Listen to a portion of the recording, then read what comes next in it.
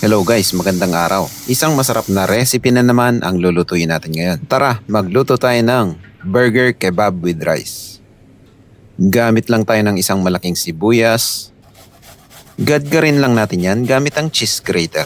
Pagkatapos, ilagay lang natin sa strainer, pigahin lang natin hanggang sa lumabas yung sabaw na galing sa sibuyas. Sunod na rin nating hiwain ang cilantro. Pwede ka rin gumamit ng parsley dito. Gumamit din ako ng 4 na green chili. Optional lang yan kung ayaw mo ng spicy. Chop-chopin lang natin ang pinong-pino at iset aside. Gagamit din tayo ng 4 na pirasong bawang. Gadgarin lang natin ang pinong-pino at iset aside. Ito nga pala yung pangpalasa na gagamitin natin. Asin, paminta, cumin, coriander powder, paprika, garam masala, at gagamit tayo ng kalahating kilong giniling na baka. Mix lang natin yung mga spices, green chili, cilantro, garlic, white onion.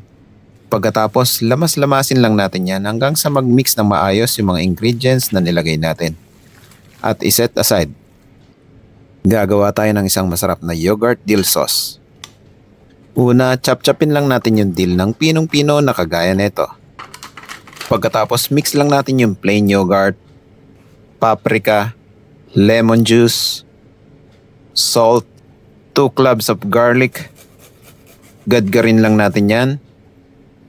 Fresh dill, olive oil, mix well and set aside. Luto tayo ng isang masarap na basmati rice. Saute lang natin yung onions. Hiniwa ko lang yan ng medyo maninipis. Saute lang natin hanggang sa mag-brown. At ilalagay na natin ang chopped tomato, spices kagaya ng paprika, garam masala, black pepper, salt, chicken broth cube, tomato paste.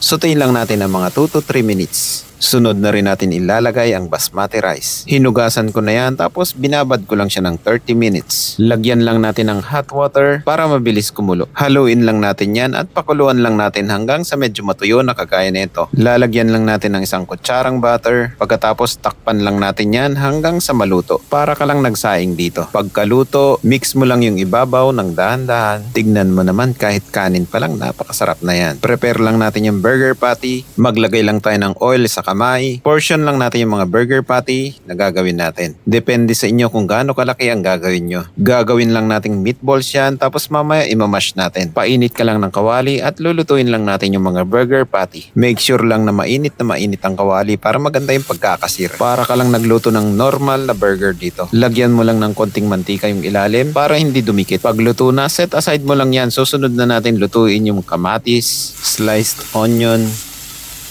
siling pansigang. Season lang natin ng salt yan. Prituin lang natin na magkabilang side. Tapos set aside. At napakasarap na yan. Plating mo lang ng maayos yan. Ilagay mo lang yung burger kebab sa ibabaw ng kanin. Lagyan mo lang ng grilled kamatis on the side, sibuyas, grilled chili, at meron ka ng masarap na burger kebab with rice. Medyo matagal yung proseso pero napakasarap nito. Worth it. Tapos lalagyan mo ng yogurt dill on top. Siguradong mapapa-extra rice ka dito. Kaya ano pang hinihintay mo? Kung nagustuhan mong recipe na to, wag mo naman kalimutan i-share or itag mo na yung gagawa sa'yo. Kaya lutuin mo na. Yun lang, maraming salamat. See you in my next cooking trip ko.